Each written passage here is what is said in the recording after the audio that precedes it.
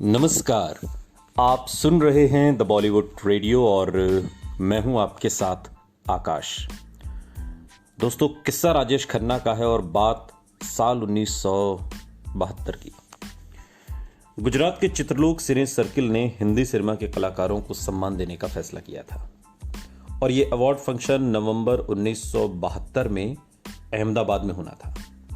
राजेश खन्ना को भी इसमें एक अवार्ड मिलना था और समारोह के दिन राजेश खन्ना समेत कई कलाकारों और निर्माताओं को लेकर एक चार्टर्ड प्लेन ने बंबई से अहमदाबाद के लिए उड़ान भरी। राज कपूर की फिल्म बॉबी की हीरोइन डिंपल कपाड़िया भी इस प्लेन में सवार थीं। राजेश खन्ना बताते हैं कि मैं डिंपल को तब से जानता था जब वो एक छोटी बच्ची थी। फिर एक दिन एक पार्टी में मेरी नज़र इस लंबी टीनेजर लड़की पर पड़ी। इस लड़की की खूबसूरती और ग्रेस को मैं देखता रह गया। वो महिलाओं के ग्रुप में चुप बैठी थी और जैसे ही वो खड़ी हुई उसकी नज़र मुझ पर पड़ी और मेरे दिल में जैसे कुछ हुआ।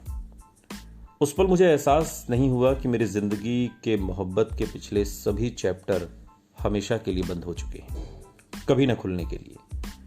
कुछ देर बाद मुझे पता चला कि यह कपाड़िया की बेटी है जिसे मैं सालों से जानता हूं। उसी रात समारोह से वापस बंबई लौटते समय फ्लाइट में डिंपल की बगल वाली सीट खाली थी। राजेश खन्ना ने आकर डिंपल से पूछा, क्या मैं यहां बैठ सकता हूं? डिंपल ने जवाब दिया, श्योर सर। इस सफर के दौरान दोनों में बहुत सारी बातें हुई। कुछ जुबान से निकली तो कुछ आंखों आंखों में ही हो गई। देश का सबसे बड़ा रोमांटिक सुपरस्टार आसमान की ऊंचाइयों में उससे मुस्कुराकर बात कर रहा था और ये उसकी किसी रोमांटिक फिल्म के खूबसूरत सीन जैसा था या फिर किसी ख्वाब जैसा। बंबई पहुंचने के बाद राजेश खन्ना अपनी फिल्मों की शूटिंग में बहुत व्यस्त हो गए।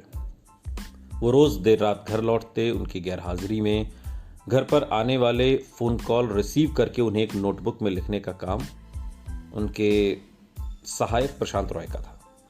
शाम को वो राजेश खन्ना को हर कॉल के बारे में बताते थे। प्रशांत को आज भी याद है, सालों बाद उन्होंने एक इंटरव्यू में इस बात का जिक्र करते हुए कहा था कि काका जी का फोन नंबर 53117 हुआ करता था और तकरीबन हर 1 मिनट पर एक कॉल आती थी। एक सुबह एक लड़की का कॉल आया और वो काका जी से बात करना चाहती थी। उसने अपना नाम डिंपल बताया। मैंने कहा, काका जी तो शूट पर गए हैं। फिर 3-4 दिन तक लगातार कॉल आते रहे। वो मुझसे बहुत इज्जत से बात करती थी, मुझे प्रशांत साहब कहती थी। और एक शाम को मैंने काका जी से कहा कि डिंपल नाम की एक लड़की रोज कॉल करके आपको पूछती है।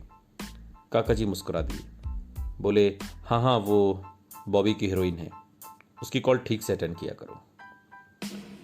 कुछ दिन बाद चुन्नी भाई कपाड़िया आशीर्वाद आए राजेश खन्ना के बंगले पर और उनके साथ एक लड़की भी थी। प्रशांत को देखकर वो बोले, प्रशांत, ये मेरी बेटी है डिंपल। इस पर डिंपल हंस पड़ी और बोली, प्रशांत साहब, मुझे पहचाना? हमारी कई बार बात हो चुकी है। प्रशांत भी हंस पड़े और मेहमानों को घर के अंदर ले आए। ये डिंपल का आशीर्वाद में पहला कदम था। सुपरस्टार और बॉबी की हीरोइन की मुलाकातें अब शुरू हो चुकी थीं। ये खबर ज्यादा दिन तक मीडिया से दूर नहीं रह सकी और जल्द ही दोनों के अफेयर की खबरें फिल्म पत्रिकाओं का हिस्सा बनने लगी। राजेश और अंजू ने अपना 7 साल का रिश्ता तोड़ा नहीं था। पुराने रिश्तों को तोड़ना यूं आसान भी नहीं होता, लेकिन दोनों के बीच शक अपनी जगह बनाने लगा था। कई झटके झेल चुके रिश्ते की डोर शायद अब कमजोर हो चुकी थी। 29 दिसंबर 1972 को आशीर्वाद में राजेश खन्ना के जन्मदिन की पार्टी प्लान की गई। ये पार्टी अंजू महेंद्रू की देखरेख में होनी थी। मेहमानों को निमंत्रण देने की जिम्मेदारी भी अंजू की थी।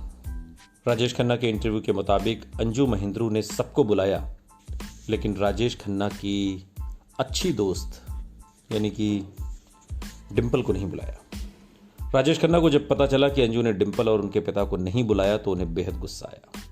उन्होंने खुद फोन करके डिंपल और उनके पिता चुन्नी भाई कपाड़िया को आमंत्रित कर दिया। जब डिंपल पार्टी में पहुंची तो अंजू दरवाजे के पास मेहमानों के स्वागत के लिए मौजूद थी। दरवाजे पर खड़ी डिंपल ने कटाक्ष करते हुए मुझसे पूछा, क्या मैं अंदर आ सकती हूं? मैंने भी कह दिया, अगर तुम्हें पार्टी में बुलाया गया है तो अंदर आ सकती हो, अगर नहीं तो तुम वापस जा सकती हूँ।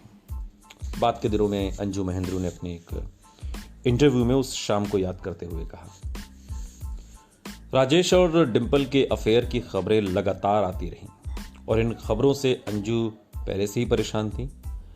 अपने बयान में अंजू कहती हैं कि डिंपल एक चालाक लड़की है। जब मैं और राजेश उससे पहली बार मिले तो वो हमें राजेश अंकल और अंजू आंटी कहकर बुला रही थी, लेकिन फिर मैंने उसके अंदर एक बदलाव देखा। वो मासूमियत की आड़ में ऐसी बातें कहने लगी जिसका निशाना मैं हुआ करती थी।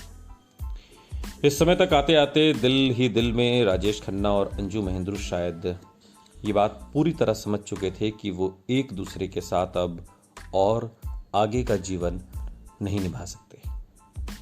दोनों की जिंदगी में ये रिश्ता अपनी मियाद पूरी कर चुका था। राजेश खन्ना के शब्दों में कहें कि क्या आप टूथपेस्ट को वापस ट्यूब में डाल सकते हो? क्या आप टूटे हुए अंडे को वापस जोड़ सकते हो? क्या सेक्स के बाद आप कोई किसी की वर्जिनिटी को वापस कर सकते हैं? नहीं। इसी तरह प्यार के खत्म होने के बाद आप उसे दोबारा जिंदा नहीं कर सकते। इस रिश्ते में फैसले की घड़ी आ चुकी थी और फैसला था राजेश खन्ना और डिंपल की शादी। सुनते रहिए द बॉलीवुड रेडियो, सुनता है सारा इंडिया।